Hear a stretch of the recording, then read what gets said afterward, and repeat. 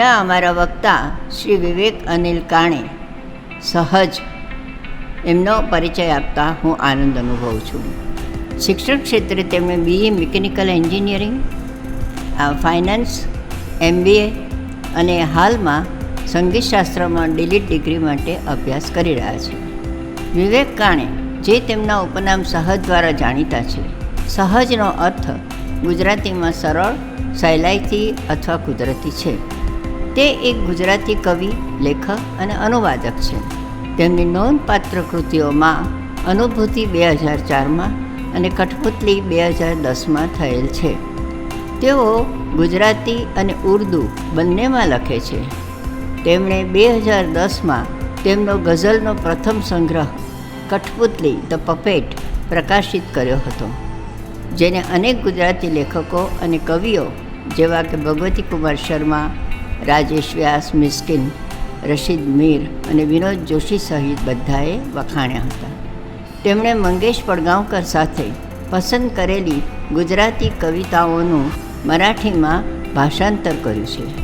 આ કૃતિ અનુભૂતિ 2004 તરીકે પ્રકાશિત થઈ હતી. તેમણે PL દેશપાંડેના 2 એકાંકી નાટકોનું પણ ગુજરાતીમાં ભાષાંતર કર્યું છે. પુરસ્કાર ક્ષેત્રે જોઈએ તો તેઓને ગુજરાતી ગઝલ કાવ્યમાં તેમના પ્રદાન માટે 1999માં તેમને શૈદા પુરસ્કારથી નવાજવામાં આવ્યા હતા. તેઓ ભારત રત્ન PV કાણે એવોર્ડ 2011માં અને મરીઝ એવોર્ડ 2012માં પ્રાપ્ત કરતા થયા છે. આવા વિવેક કાણેને પ્રસ્તુત કરતા હું ગર્વ અનુભવું છું. આભાર કોકિલાબેન, આભાર મકરંદ. ગુજરાતી સાહિત્ય ફોરમના આ મંચ ઉપરથી સૌને વિવેક કાણેના નમસ્કાર. કોકિલાબેન, રિંકી, ગુજરાતી સાહિત્ય ફોરમની સમગ્ર ટીમ, સાહિત્ય રસિક મિત્રો અને સ્નેહીઓ, समय समय बलवान है नहीं मनुष्य बलवान, काबे अर्जुन लूटियो वही धनुष वही बाण. મહાભારતના યુદ્ધ પછી ગાંધારીના શાપને કારણે પ્રભાસના દરિયા કિનારે યાદવ વીરો જ્યારે અંદરો અંદર લડીને વિનાશ પામ્યા અને શ્રી કૃષ્ણ પણ મરણાસન્ન થયા, ત્યારે મારા પછી આ બધી વિધવા થયેલી યાદવ સ્ત્રીઓ અને એમના બાળકોનું ધ્યાન કોણ રાખશે, એવી ચિંતાથી ગ્રસ્ત થયેલા શ્રી કૃષ્ણે અર્જુનને સંદેશો મોકલ્યો કે ભાઈ તું દ્વારિકા આવ અને આ બધી વિધવા યાદવ સ્ત્રીઓ અને એમના છોકરાઓને હસ્તિનાપુર લઈ જા અને આ છોકરાઓ મોટા થાય ત્યાં સુધી એમને સાચવ. શ્રી કૃષ્ણની વિનંતીને માન આપીને અર્જુન હસ્તિનાપુરથી દ્વારિકા આવ્યો અને આ બધી યાદવ સ્ત્રીઓ અને એમના છોકરાઓને લઈને એ જ્યારે હસ્તિનાપુર પાછો જતો હતો ત્યારે રસ્તામાં એને કેટલાક લૂંટારુઓએ આંતર્યો અને કાળની વક્રતા જુઓ. મહાભારતમાં જેણે આટલું અદ્ભુત પરાક્રમ કરેલું એવો એ જ અર્જુન, એનું એ જ ગાંડીવ ધનુષ્ય અને એના એ જ બાણ, આ બધું હોવા છતાં એ લૂંટારાઓ આગળ અર્જુનનું કંઈ ચાલ્યું નહીં અને એની નજર સામે એ લૂંટારાઓએ યાદવ સ્ત્રીઓને લૂંટી લીધી.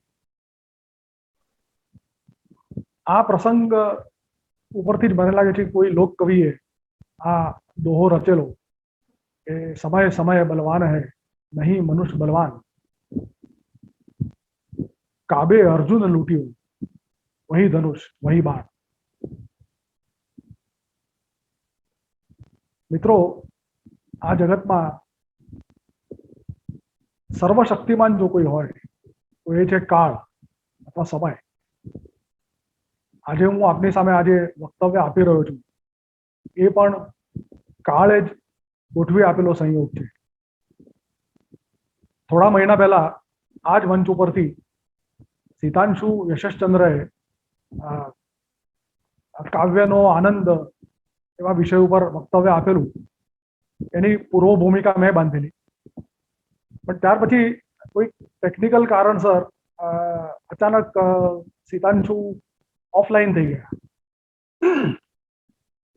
અને એક સંચાલકો સામે એક વિચિત્ર સ્થિતિ આવીને ઊભી રહી કે આ ખાલી સમયનું શું કરવું. એટલે એ ખાલી સમય દરમિયાન મેં આ સમય સૌંદર્ય અને કલા વિશે થોડીક વાત કરી અને એ વાત કોકિલાબેન અને એમની ટીમને એટલી બધી ગમી ગઈ કે એમણે આ વિષય ઉપર એક સ્વતંત્ર વ્યાખ્યાન યોજ્યું અને એટલા માટે આજે હું તમારી સામે આ વક્તવ્ય આપી રહ્યો છું.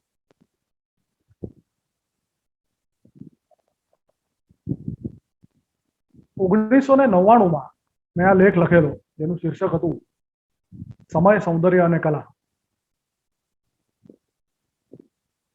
મુંબઈનું જે સમકાલીન નિયતકાલિક છે, દૈનિક છે રાજા, એની એક પૂર્તિમાં આ લેખ સૌથી પહેલા છપાયેલો.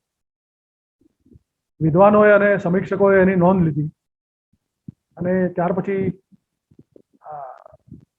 ફાર્મસ ગુજરાતી સભાના મેગેઝિનમાં પણ એને સ્થાન મળ્યું અને મારા સંગ્રહ, ગઝલ સંગ્રહ કઠપુતળીમાં પણ મેં એને એક પરિશિષ્ટ તરીકે સ્થાન આપેલું છે.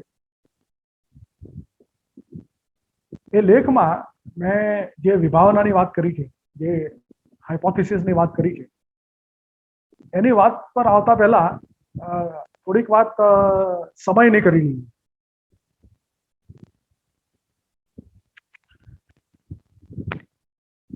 વિજ્ઞાનમાં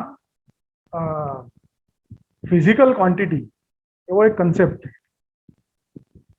અથવા ગુજરાતીમાં કેવું હોય તો આપણે એને ભૌતિક રાશિ કહી શકીએ. તો આ ફિઝિકલ ક્વોન્ટિટી એટલે શું? એ તો સરળ ભાષામાં કેવું હોય તો એમ કહી શકાય કે એવી કોઈ પણ વસ્તુ જેને આપણે ગણી શકીએ અથવા માપી શકીએ એને ફિઝિકલ ક્વોન્ટિટી કહેવાય. દાખલા તરીકે અંતર અથવા વેગ અથવા વજન, આ બધી ફિઝિકલ ક્વોન્ટિટીઝ છે. હવે ફિઝિકલ ક્વોન્ટિટીને તમારે જો વ્યાખ્યાયિત કરવી હોય તો સૌથી પહેલા એનો એકમ વ્યાખ્યાયિત કરવો પડે. એક ઉદાહરણ લઈએ. દાખલા તરીકે આપણે અંતરની વાત કરતા હોઈએ તો વૈજ્ઞાનિકો જ્યારે અંતરને વ્યાખ્યાયિત કરવા બેઠા ત્યારે એમણે ઇંગ્લેન્ડના તે વખતના રાજા હેનરી પહેલાના પગલાનું માપ લીધું અને પછી કહ્યું કે આ પગલાના માપને આપણે હવે પછી પ્રમાણ માનીશું અને એને આધારે અંતર માપીશું અને એને આપણે નામ આપીશું ફૂટ. એટલે એ રીતે અંતરનો એકમ ફૂટ અસ્તિત્વમાં આવ્યો અને એ રીતે અંતર વ્યાખ્યાયિત થયું. એટલે ફિઝિકલ ક્વોન્ટિટીઝનું આવું હોય. સમય પણ ફિઝિકલ ક્વોન્ટિટી, કારણ કે સમય આપણે માપી શકીએ. તો જેમ અંતર માપવા માટે આપણે એનો યુનિટ એટલે કે ફૂટ પહેલા વ્યાખ્યાયિત કર્યો, એવી જ રીતે સમયનો એકમ એટલે કે સેકન્ડને વ્યાખ્યાયિત કરવા માટે પણ આપણે કોઈક સંદર્ભ જોઈએ, રેફરન્સ જોઈએ.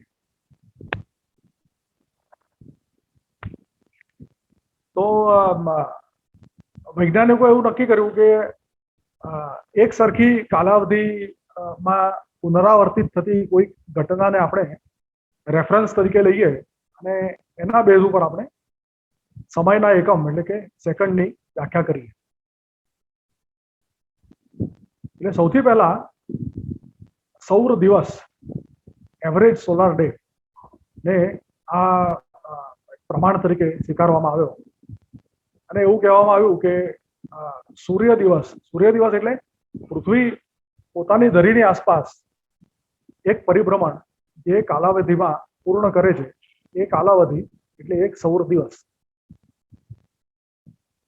શરૂઆતમાં વ્યાખ્યા એવી આપવામાં આવી કે એક સૌર દિવસનો 86,400મો ભાગ એટલે સેકન્ડ. આવી સેકન્ડની વ્યાખ્યા 1956 સુધી પ્રચલિત રહી. 1956 થી 1967 સુધી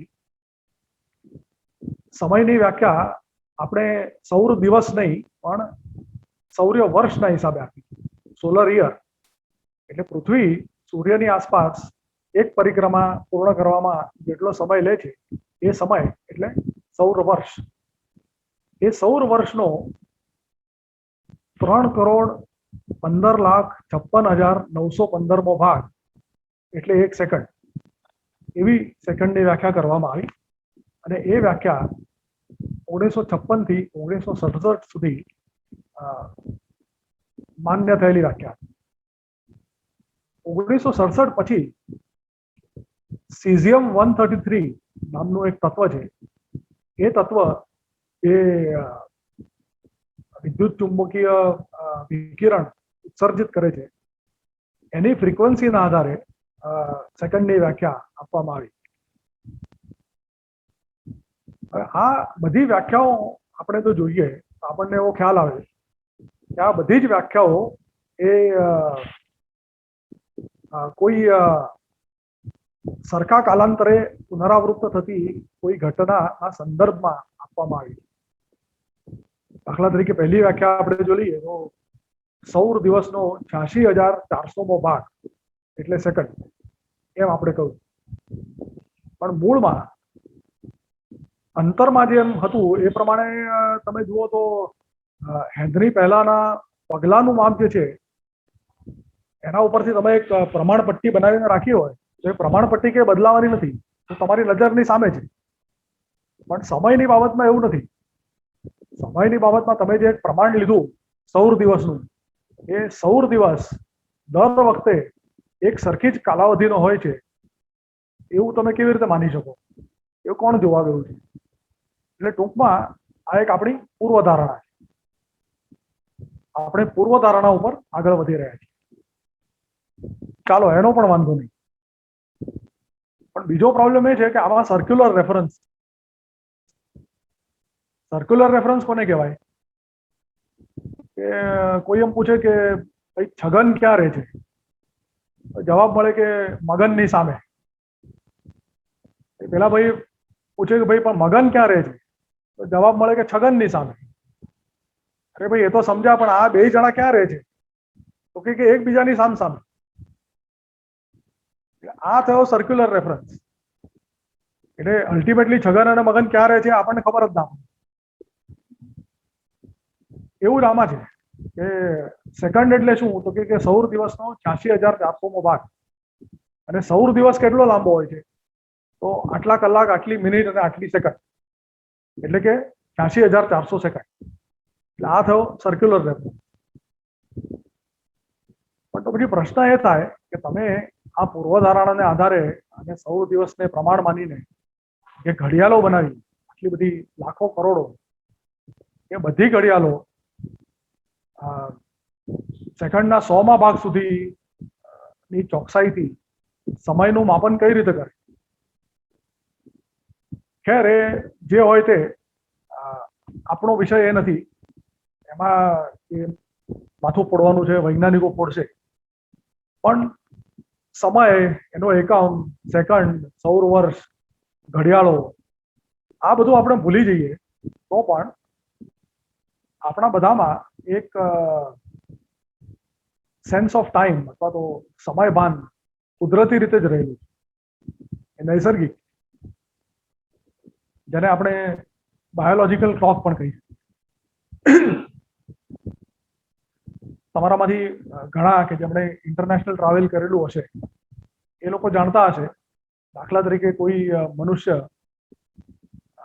યુરોપથી ભારત આવે વિમાન દ્વારા, તો એની પોતાની બાયોલોજીકલ ક્લોક જે છે એ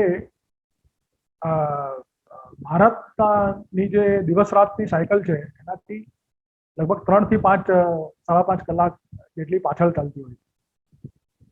અને એ એની પોતાની જૈવિક સાયકલ જ્યાં સુધી ભારતની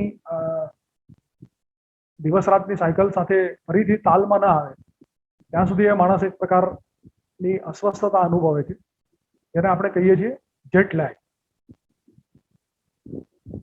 પણ આ પ્રકારની બાયોલોજીકલ ક્લોક અને સેન્સ ઓફ ટાઈમ માત્ર મનુષ્યમાં જ હોય છે એવું નથી. એ પશુ પક્ષીઓમાં પણ હોય છે, વનસ્પતિઓમાં પણ હોય છે. વિજ્ઞાને પ્રયોગ દ્વારા એ સિદ્ધ કરેલું છે કે વનસ્પતિને જો લેબોરેટરીની અંદર સંપૂર્ણ અંધકાર હેઠળ રાખવામાં આવે તો પણ એ અમુક દિવસો સુધી કે મહિનાઓ સુધી દિવસ રાતના ચક્રની સાથે પોતાની જૈવિક સાયકલનો તાલ મેળવીને ચાલે છે. તો સમુદ્ર કિનારે રહેતા કેટલાક કરચલા એ ભરતી અને ઓટ સાથે પોતાની જૈવિક ક્રિયાઓનો તાલ મેળવે છે. એટલે એ લોકો લ્યુનાર ડે કે 24 કલાક અને 50 મિનિટના લ્યુનાર ડે સાથે પોતાનો તાલ મેળવે છે. પણ મનુષ્યને આ બધા પ્રાણીઓમાં એક ફેર છે જે બહુ મોટો છે. એ ફેર એવો છે કે મનુષ્ય આ એના સમયભાનનો ઉપયોગ સૌંદર્ય બોધ માટે કરી શકે અને એ દ્વારા એ કલાના હાથ સુધી પહોંચવાની મથામણ કરી શકે. પહોંચે છે કે નહીં એ જુદી વાત છે, પણ મથામણ કરી શકે. આ મુખ્ય ફેર છે પ્રાણીઓ અને મનુષ્યમાં. મનુષ્યોનું આપણે જો વર્ગીકરણ કરવું હોય તો એમને બે વર્ગોમાં વહેંચી શકાય. એક તો એવા મનુષ્યો આપણે જોઈએ છીએ, આપણે જોવામાં આવે છે કે કેટલાક મનુષ્યો જેમને એક કલામાં રસ કે રુચિ કે પ્રવેશ હોય એમને આપોઆપ જ બીજી કલાઓમાં પણ થોડોક રસ, થોડીક રુચિ, થોડોક પ્રવેશ એ હોય જ છે. આપણે સામાન્ય રીતે જોઈએ છીએ. આવા લોકોને આપણે કલાભિમુખના વર્ગમાં મૂકી શકીએ. કલા અભિમુખ એટલે કલાભિમુખ. બીજા એવા પ્રકારના લોકો આપણા જોવામાં આવે છે કે એમને કોઈ કરતા કોઈ કલામાં કશી ગતાગમ હોતી જ નથી. નથી રુચિ હોતી, નથી પ્રવેશ હોતો, નથી કંઈ સમજણ પડતી. આવા પ્રકારના લોકોને આપણે કલા વિમુખ ની કેટેગરીમાં મૂકી શકીએ. હવે મને વિચાર કરતા કરતા એવું લાગ્યું કે અમુક લોકો જો કલાભિમુખ હોય અને આપણે જોવામાં આવતું હોય કે એમને ઘણી બધી કલાઓમાં એક સાથે રસ અથવા રુચિ હોય છે, તો એનો અર્થ એમ થયો કે બધી જ કલાઓમાં સામાન્ય અથવા તો કોમન હોય એવું કોઈ તત્વ હોવું જોઈએ. એ દિશામાં મેં જ્યારે વિચાર શરૂ કર્યો ત્યારે મને એવો ખ્યાલ આવ્યો કે એવું એક તત્વ છે એ લયભાન અથવા તો સમયભાન. બીજા તત્વો પણ કદાચ હોઈ શકે, આઈ એમ નોટ અવેર, પણ મને જે મળ્યું એ એક તત્વ આ લયભાન. તો સૌંદર્ય બોધમાં અને કલામાં આ સમયભાન અથવા લયભાનનું સ્થાન શું છે, એનું મહત્વ શું છે, એ હવે આપણે જુદી જુદી કલાઓના ઉદાહરણો લઈને તપાસીએ. આપણે જાણીએ છીએ કે સંગીતના બે મુખ્ય ઘટકો છે, સ્વર અને તાલ. હવે સ્વર એ આપણે જાણીએ છીએ કે બીજું કંઈ નથી પણ ધ્વનિ કંપનોની આવૃત્તિઓ છે. આવૃત્તિ એટલે ફ્રીક્વન્સી. ફ્રીક્વન્સી એટલે એકમ સમયમાં થતી ધ્વનિ કંપનોની સંખ્યા. તો આ બધા જે આપણા સુરો છે, સા રે ગ મ પ ધ ની, આ બધા જ સુરો ને આપણે નામ આપ્યા છે એમની ફ્રીક્વન્સીના આધારે. ષડજ એટલે કે સા ની આપણે એક ફ્રીક્વન્સી લઈએ તો એના સંદર્ભમાં બાકીના સુરોની ફ્રીક્વન્સી ફિક્સ થાય અને એમનું નામકરણ પણ થાય. તો ટૂંકમાં સ્વરો એટલે બીજું કશું નહીં પણ ધ્વનિના કંપનની ફ્રીક્વન્સી. એ જુદી જુદી ફ્રીક્વન્સીઓ માટે આપણે જુદા જુદા સ્વરોના નામ આપ્યા. હવે વાત એ છે કે હું જો એમ કહું કે સા અને રે એમ બે જુદા જુદા વગાડવામાં અથવા ગાવામાં આવે તો એ બંને વચ્ચે જે ફેર છે એ આપણને ખબર પડે છે કે નથી પડતી. મોટાભાગના લોકો કહે છે કે હા, સા અને રે તમે જુદા જુદા વગાડો તો અમે એમને જુદા જુદા ઓળખી શકીએ. આ આપણે ઓળખી શકીએ છીએ એનો અર્થ શું થાય? આનો અર્થ એ થાય કે આપણે બે જુદી જુદી ફ્રીક્વન્સીઓને જુદી જુદી ઓળખી શકીએ છીએ અને એનો જ અર્થ એવો થાય કે આપણામાં સૂક્ષ્મ સ્તરે એક સમયભાન રહેલું છે. We have a sense of time at a micro level. એ જો ન હોય તો આપણે સા અને રે એ બે સુરોમાં તફાવત કરી શકીએ નહીં. આ સા અને રે નું તો ચાલો સહેલું છે, મોટાભાગના લોકો કહે છે કે હા અમને આ બંને વચ્ચેનો તફાવત ખબર પડે છે. હવે હું થોડોક ઊંડો ઉતરું અને એમ પૂછું કે સા અને રે તો બરાબર છે, પણ રે અને કોમળ રે એ જો વારાફરતી વગાડવામાં આવે તો એમાં તમે ફેર કરી શકો છો? તમને જુદા જુદા સમજાય? એટલે પહેલા જે લોકો બહુ કોન્ફિડન્ટલી કહેતા હતા એમાંથી થોડાક ઓછા થઈ ગયા. તો થોડાક હશે એ કહે છે કે ના ના અમને ખબર પડે છે. ઓકે, હજી આગળ વધીએ આપણે અને હું આગળ જઈને પ્રશ્ન પૂછું કે તોડીનો કોમળ રે અને મારવાનો કોમળ રે આ બંને વચ્ચે તફાવત ખબર પડે છે? એટલે હજી હા પાડનારા લોકો ઓછા થઈ ગયા છે, કારણ કે બહુ ઓછા લોકોને જેને તાલીમ મળેલી છે, જેનો કાન તૈયાર છે, એ જ એને જ આ બે સ્વરો વચ્ચેના અંતરની ખબર પડે. પણ ટૂંકમાં સ્વર જ્ઞાન જેને આપણે કહીએ છીએ એ સ્વર જ્ઞાન એ જ વ્યક્તિને હોય જેની પાસે sense of time at micro level હોય. આ જ sense of time at micro level જ્યારે સ્થૂળ સ્તરે મેન્ટેન થાય ત્યારે એને આપણે તાલનું જ્ઞાન કહી શકીએ. આપણા જોવામાં એવા લોકો આવે છે કે કોઈ ગીત વાગતું હોય અને આપણે એને કહીએ કે આ ગીતની સાથે તું તાલી વગાડ, તો એ ગીતની સાથે સરખી તાલી પણ ન વગાડી શકે. એટલે આ ઉદાહરણ છે એવા માણસનું કે જેને તાલનું જરાય જ્ઞાન નથી. પણ ટૂંકમાં તાલનું જ્ઞાન એટલે સમાન કાલાવધિએ પુનરાવૃત્ત થતી ઘટનાઓ વચ્ચે સરખો સમય અંતરાલ જાળવવાની અથવા ઓળખવાની ક્ષમતા, આ જેની પાસે હોય એને આપણે કહીએ એને તાલનું જ્ઞાન છે. હવે સંગીતમાં આનું મહત્વ તાલના જ્ઞાનનું શું છે એ આપણે જોવું હોય. સ્વરનું તો આપણે જોયું કે ફ્રીક્વન્સીઓ જુદી જુદી આપણે ઓળખી શકીએ તો આપણને સ્વરનું જ્ઞાન હોય. આપણે આના માટે એક તાલ માટે ઉદાહરણ લઈએ હિન્દુસ્તાની શાસ્ત્રીય સંગીત. આપણા હિન્દુસ્તાની સંગીતમાં આપણે 12 સ્વરો માન્ય કરેલા છે, 7 શુદ્ધ સ્વરો અને 4 વિકૃત સ્વરો. વેસ્ટમાં જોઈએ, વેસ્ટર્ન મ્યુઝિકમાં પણ 12 સ્વરો માન્ય થયેલા છે આપણી જેમ. પણ વેસ્ટર્ન મ્યુઝિક અને આપણા મ્યુઝિકમાં મોટામાં મોટો તફાવત એ છે કે આપણા સંગીતમાં લય ચક્રીય છે અને વેસ્ટર્ન મ્યુઝિકમાં લય લિનિયર હોય છે. એમને ત્યાં સમનો કન્સેપ્ટ નથી. વેસ્ટર્ન ક્લાસિકલ મ્યુઝિકનો ઓર્કેસ્ટ્રા કોઈ વાગતો હોય તો એમાં જુદા જુદા ઇન્સ્ટ્રુમેન્ટ્સ એ જુદી જુદી લિનિયર લયમાં વાગતા હોય. એ બધાની લય એક હોય એવું પણ જરૂરી નથી, જુદી જુદી પણ હોઈ શકે.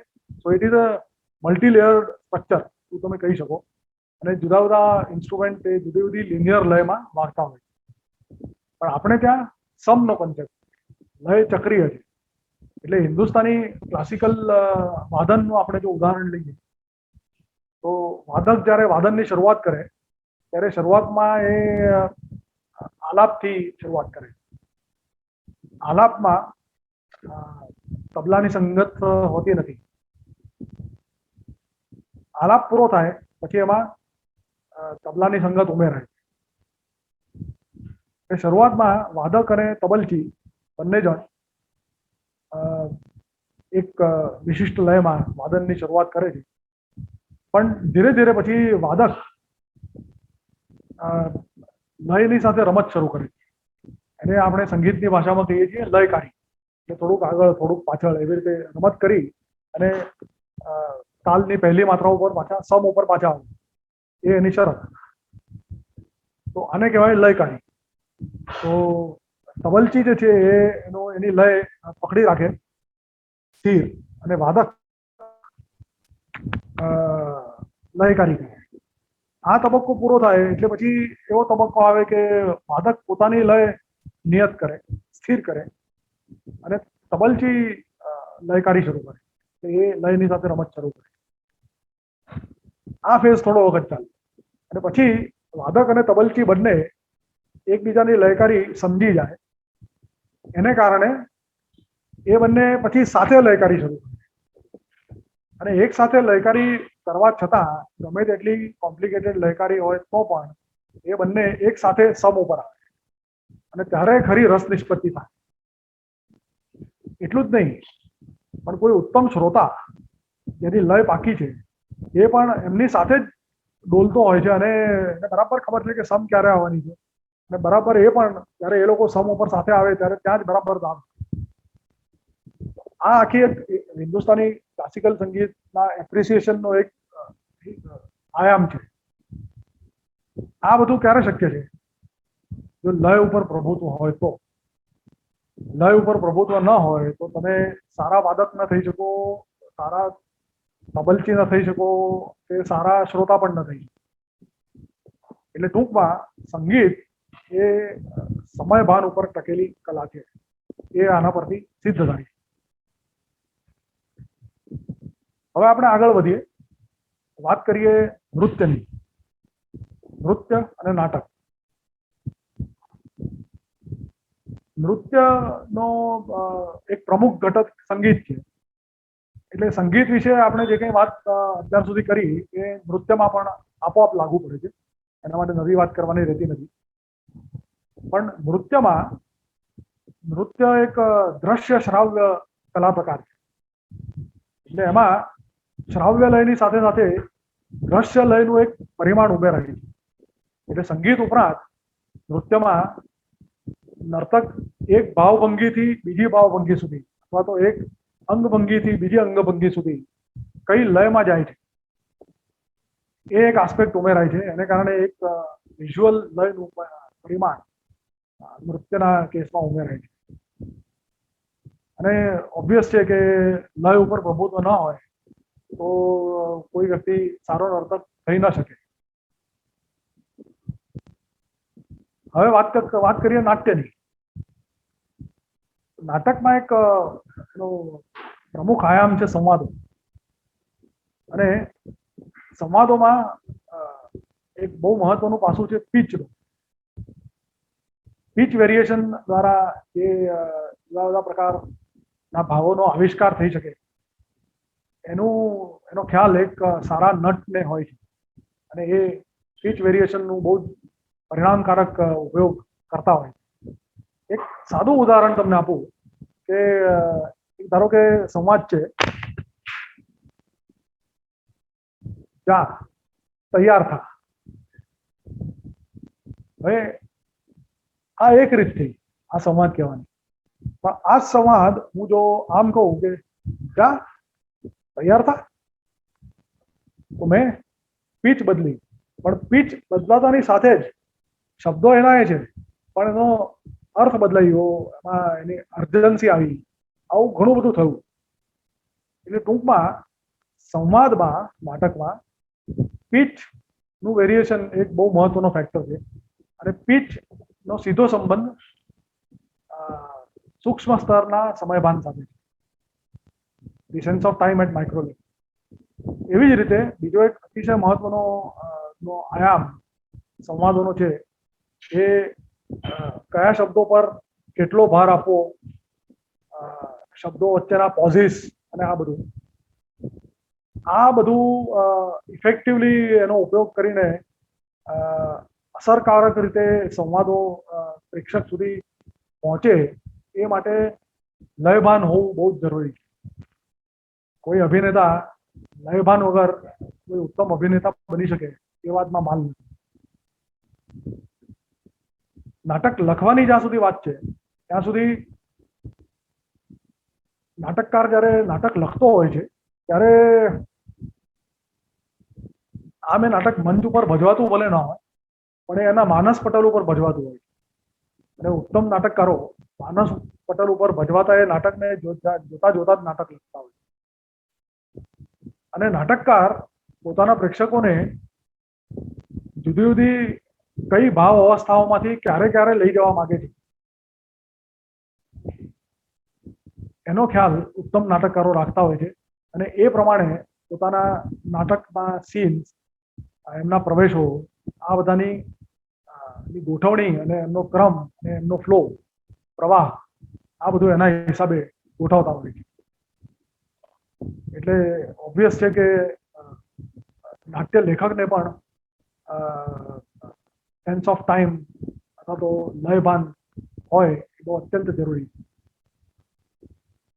કેટલાક નાટકકારો, બર્ટોલ્ટ બ્રેક્ટ જેવા નાટકકારો, બહુ મોટું નામ છે નાટકનું, એ એવું કહેતા કે નાટકના લયને વચ્ચે વચ્ચે તોડવો જરૂરી છે. ખાસ કરીને જો તમારો આશય વિચાર પ્રેરક નાટક આપવાનો હોય તો. કારણ કે થાય શું કે નાટક બહુ પ્રવાહી રીતે આગળ વધતું હોય એક ધારા પ્રવાહમાં, તો પ્રેક્ષક એ પ્રવાહમાં તણાઈ જાય અને એ પોતાની વિચાર કરવાની ક્ષમતા ગુમાવી દે. એટલે બર્ટોલ્ટ બ્રેક્ટનું કેવું એમ હતું કે ફ્લોમાં ચાલી રહેલા નાટકને આપણે જો વચ્ચેથી તોડતા રહીએ તો એ પ્રેક્ષકને જગાડવાનું કામ કરે છે કે તારે તણાઈ જવાનું નથી, તું નાટક જોવે છે અને વિચાર કર. એનીવે, એટલે આ એક સ્કૂલ ઓફ થોટ છે જ ઓફકોર્સ, પણ નાટકને કઈ રીતે ક્યાંથી તોડવું, ક્યાં ફ્લો રાખવો, કેટલો ફ્લો રાખવો, આ બધું નક્કી કરવા માટે પણ sense of time at micro level જોઈએ જ. મેક્રો લેવલ લયભાન ન હોય તો કોઈ નાટકકાર ઉત્તમ નાટકકાર થઈ ન શકે, કોઈ અભિનેતા ઉત્તમ અભિનેતા ન થઈ શકે, કોઈ દિગ્દર્શક સારો દિગ્દર્શક ન થઈ શકે અને કોઈ પ્રેક્ષક સારો પ્રેક્ષક ન થઈ શકે. એટલે નાટ્યકલા પણ સંપૂર્ણપણે સમયભાન ઉપર ટકેલી છે એવું આમાંથી ફલિત થાય છે. હવે આપણે વાત કરીએ કવિતાની. કવિતા આપણે જાણીએ છીએ કે બે પ્રકારની હોય છે, એક તો છાંદસ અને બીજી અછાંદસ. છાંદસ કવિતા એટલે શું એ સમજવા માટે પહેલા છંદ શું છે એ ટૂંકમાં સમજી લઈએ. આપણી જે વાણી છે એને બે પ્રકારના ધ્વનિ ઘટકોમાં વહેંચી શકાય, લઘુ અને ગુરુ. ઉચ્ચારની લંબાઈ પ્રમાણે લઘુ ધ્વનિ ઘટકને આપણે જો એક માત્રા ગણીએ તો ગુરુ ધ્વનિ ઘટકને બે માત્રાઓ ગણાય.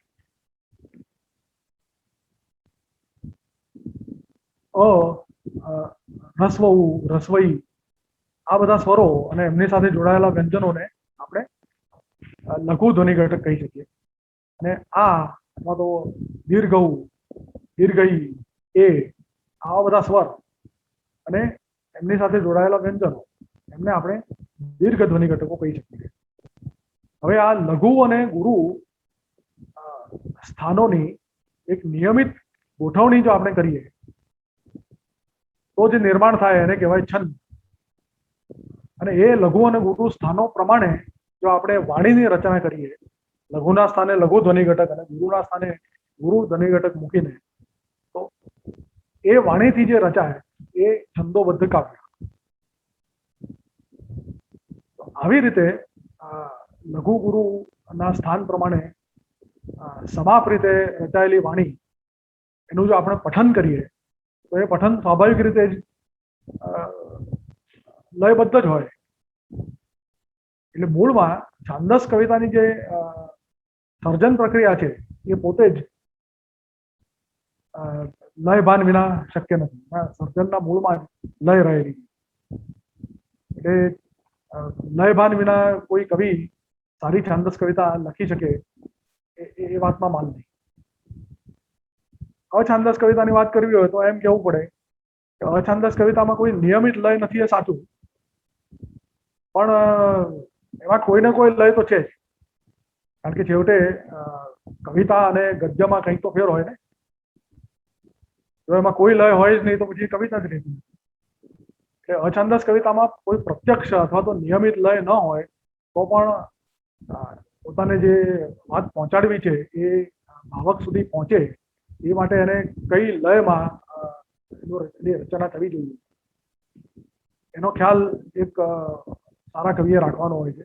અને અછાંદસ કાવ્ય પણ આવા પ્રકારના લયભાન વિના એની રચના શક્ય નથી અને એનું ભાવન પણ શક્ય નથી. એટલે આ થઈ કવિતાની વાત.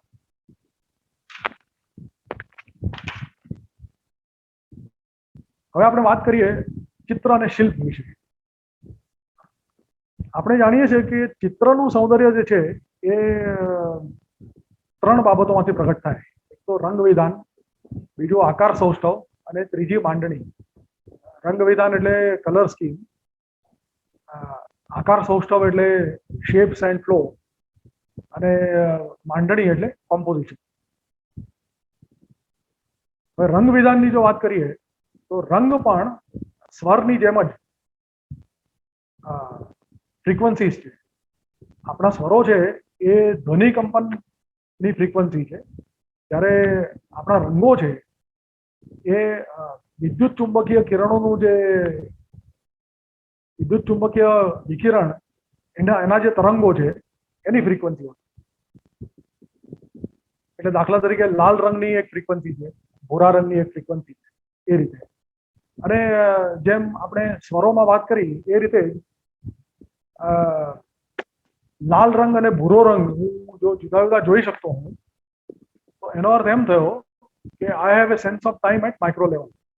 કારણ કે આ હું બે ફ્રીક્વન્સીઓ વચ્ચેનો ભેદ કરી શકું. મારી પાસે જો સૂક્ષ્મ સ્તરે સમય ભાન ન હોત તો આ બે ફ્રીક્વન્સીઓ હું જુદી જુદી પારખી ન શકત અને લાલ અને ભૂરો રંગ મને જુદો જુદો દેખાત નહીં. આપણે જાણીએ છીએ કેટલાક લોકો કલર બ્લાઇન્ડ હોય છે, એમને આ તકલીફ હોય છે. એટલે maybe they don't have sense of time at micro level, એને કારણે હોઈ શકે. બીજા પણ કારણો હોઈ શકે, હું કંઈ ડોક્ટર નથી એટલે આઈ ડોન્ટ નો. પણ એનીવે, એટલે ટૂંકમાં રંગ પણ સ્વર જેવો જ એક કન્સેપ્ટ છે. અને જેમ આપણે સ્વર પારખવા માટે સૂક્ષ્મ સ્તરના સમયભાનની જરૂર પડે, એવી રીતે રંગો જુદા જુદા પારખવા માટે પણ સૂક્ષ્મ સ્તરના સમયભાનની જરૂર પડે. પણ અહીંયા એક મારે તમને થોડુંક વિષયાંતર થાય તો માફ કરજો, પણ એક બહુ જ વિલક્ષણ વાત કહેવી છે. અને એ વિલક્ષણ વાત એવી છે કે સ્વરોમાં આપણે જોયું કે સારે ગમ પધ ની સા, એટલે આ એક સા અને બીજા સા ની વચ્ચે અસંખ્ય ફ્રીક્વન્સીઓ છે. આપણે એ બધાને નામ આપ્યા નથી આપ્યા. કેમ નથી આપ્યા? પહેલું કારણ તો એ કે બધાને નામ આપવાની જરૂર નથી, અને બીજું કારણ એ કે એ આપણું સામર્થ્ય પણ નથી કેટલાને નામ આપ્યા. એટલે આપણે જે સ્વરોને નામ આપ્યા એ માત્ર એટલી જ ફ્રીક્વન્સીઓને નામ આપ્યા જે સાંગીતિક રીતે મહત્વની હતી, અથવા તો those frequencies which made musical sense or they were musically interesting. એવી જ રીતે, અને આ તમે જો સંગીતમાંનું સપ્તક લો, એક સાથી બીજો સા, અને ઉપરના સાનો રેશિયો લો નીચેના સા સાથેનો, તો એ 2 નો આવે. એટલે એની જે ફ્રીક્વન્સી રેન્જ છે મ્યુઝિકના સપ્તકની, એ છે 2 ની, બમણાની રેન્જ, એવું આપણે કહીએ. એટલે મધ્ય સપ્તકમાંનો ગંધાર એ મંદ્ર સપ્તકના ગંધાર કરતા બમણી ફ્રીક્વન્સીનો હોય, અથવા મધ્ય સપ્તકનો દૈવત એ તાર સપ્તકના દૈવત કરતા અડધી ફ્રીક્વન્સીનો હોય, વગેરે. એટલે ટૂંકમાં સંગીતનું જે સપ્તક છે એમાં જે ફ્રીક્વન્સી વિસ્તાર છે એ બમણી ફ્રીક્વન્સી. હવે જે વિલક્ષણ વાત છે હવે આવે છે કે પ્રકાશ જે છે, જે દ્રશ્ય પ્રકાશ છે, એ પણ એક સપ્તક જેટલો છે. એને હું પ્રકાશ સપ્તક કહું છું. અને એટલા માટે કહું છું કારણ કે અલ્ટ્રાવાયોલેટ અને રેડ કલરની ફ્રીક્વન્સીઓનો આપણે જો રેશિયો લઈએ તો એ પણ બરાબર 2 આવે. એટલે આ એક પ્રકાશ સપ્તક છે. મ્યુઝિકના કેસમાં જે આપણે 3-3.5 સપ્તકોમાં રમીએ છીએ, એની નીચેના અને એની ઉપરના કેટલાક સપ્તકો પણ આપણી કાનની સંવેદન ક્ષમતાની બહાર નથી હોતા, કે આપણે સાંભળી શકીએ છીએ. પણ પ્રકાશના કેસમાં એવું નથી. પ્રકાશમાં જો તો દ્રશ્ય પ્રકાશ જે છે એ એટલું એક જ સપ્તક આપણને દેખાય છે. વિદ્યુત ચુંબકીય તરંગોના અનેક એવા સપ્તકો આ દ્રશ્ય પ્રકાશની નીચે અને દ્રશ્ય પ્રકાશની ઉપર હોય છે, પણ એ આપણી સંવેદન ક્ષમતાની બહાર હોવાથી આપણે જોઈ શકતા નથી. લાલ રંગની ફ્રીક્વન્સી સૌથી ઓછી હોય છે અને એનાથી નીચેની ફ્રીક્વન્સીઓ જે આપણી આંખોની સંવેદન ક્ષમતાની બહાર હોય છે એને આપણે ઇન્ફ્રારેડ કહીએ છીએ અને એ આપણે જોઈ શકતા નથી. વાયોલેટની ઉપરની ફ્રીક્વન્સીઓ જે પણ આપણી આંખોની ક્ષમતાની બહાર હોય છે એ પણ આપણે જોઈ શકતા નથી, એને આપણે કહીએ છીએ અલ્ટ્રા વાયોલેટ. પણ જેમ સંગીતના સપ્તકમાં આપણે સા અને સા વચ્ચે માત્ર 7 સુરોને નામ આપ્યા, એવી રીતે પ્રકાશ સપ્તકમાં પણ 7 જ રંગોને નામ આપ્યા. આવું કઈ રીતે? સૌથી વિલક્ષણ વાત આ છે, સંગીતમાં પણ 7 નામ, અહીંયા પણ 7 નામ, કારણ કે ત્યાં 7 રંગો જે છે, 7 સ્વરો જે છે જે મેક મ્યુઝિકલ સેન્સ, અને અહીંયા 7 રંગો જે છે આપણે જુદા જુદા સ્પષ્ટ જોઈ શકીએ. પણ આ સ્વરોના નામ આપનારી અને આ રંગોના નામ આપનારી કોઈ વ્યક્તિ અથવા તો ટીમ એક જ હતી અને એમને આ બધી ટેકનિકલ બાબતોનો ખ્યાલ હતો? આવા પ્રશ્નો આપણા મનમાં આવે, પણ એની વાત ફરી કોઈ વાર, અત્યારનો એ વિષય નથી. તો ફરી પાછા આપણે મૂળ સબ્જેક્ટ પર પાછા આવીએ. ટૂંકમાં ચિત્રની વાત આપણે આગળ વધારીએ તો રંગની વાત આપણે જોઈ લીધી કે unless you have sense of time at micro level you cannot appreciate the color scheme of a painting. અચ્છા, પેઇન્ટિંગ જે છે એ આપણને એક સળંગ ચિત્ર લાગતું હોય તો પણ એ એકચ્યુઅલી જુદા જુદા ભાગોનું બનેલું હોય છે અને ઉત્તમ ચિત્રકાર હંમેશા એનો ફ્લો અને એના આકારો અને એની માંડણી એ પ્રકારની રાખે છે કે ભાવકની નજર પહેલા ચિત્ર પર અહીં પડવી જોઈએ અને પછી આ પ્રવાહમાં અહીંથી પસાર થવી જોઈએ, તો હું જે અભિવ્યક્ત કરવા માંગુ છું એની ધારી અસર એના મન પર પડે. આ બધો વિચાર ઉત્તમ ચિત્રકારો કરતા હોય છે અને એ પ્રમાણે ચિત્રના આકારો, એમનો ફ્લો અને એમની માંડણી એટલે કોમ્પોઝિશન એ પ્રમાણે રાખતા હોય. એટલે ટૂંકમાં sense of time at micro level અને sense of time at macro level આ બંને જો ન હોય તો કોઈ વ્યક્તિ ઉત્તમ ચિત્રકાર પણ ન થઈ શકે અને ઉત્તમ ચિત્રને એપ્રિશિએટ પણ ન કરી શકે. આના પરથી સિદ્ધ થાય. ત્યાર પછી આપણે વાત લઈએ શિલ્પની. તો શિલ્પમાં જે ચિત્રમાં આપણે જે વાત કરી એ બધી જ વાત લાગુ પડે જ છે. રંગ વિધાન, આકાર સૌષ્ઠવ, માંડણી, આ બધું જ શિલ્પને પણ લાગુ પડે. શિલ્પમાં માત્ર આખી વાત 3 ડાયમેન્શનલ એટલે કે ત્રિપરિમાણીય થઈ જાય છે, બાકી વાત એની જ રહે છે. એટલે શિલ્પ માટે બીજી કંઈ જુદી વાત કરવાની રહેતી નથી.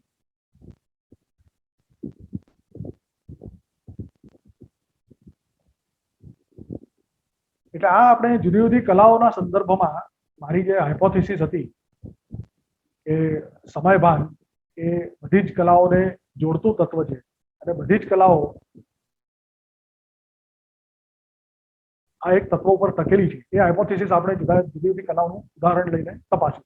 પણ હવે પ્રશ્ન એ થાય કે તમારી પાસે જો sense of time at micro level અને મેક્રો લેવલ હોય તો તમે ઉત્તમ કલાકાર થઈ ગયા એવું સમજવાનું?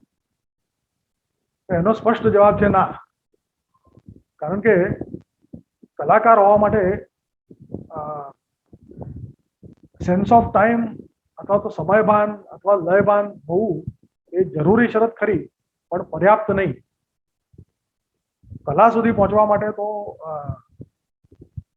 એક કોઈ ખાસ તત્વની ઈશ્વરીય દેણ હોવી જોઈએ. એ દેણ જો વહેલી પરખાય, કોઈ યોગ્ય ગુરુ મળે, એ દેણનું સન્માર્જન થાય અને એ વ્યક્તિ આખી જિંદગી માટે કમિટેડ એફર્ટ્સ કરે એ કલામાં, તો કદાચ કલા સુધી પહોંચાય તો પહોંચાય. તો આ એક મારી નાનકડી વિભાવના હતી, એક હાઇપોથેસિસ હતી જે મેં જુદી જુદી કલાઓના ઉદાહરણો સાથે બને એટલી સરળ ભાષામાં તમારી સામે રજૂ કરવાનો પ્રયત્ન કર્યો.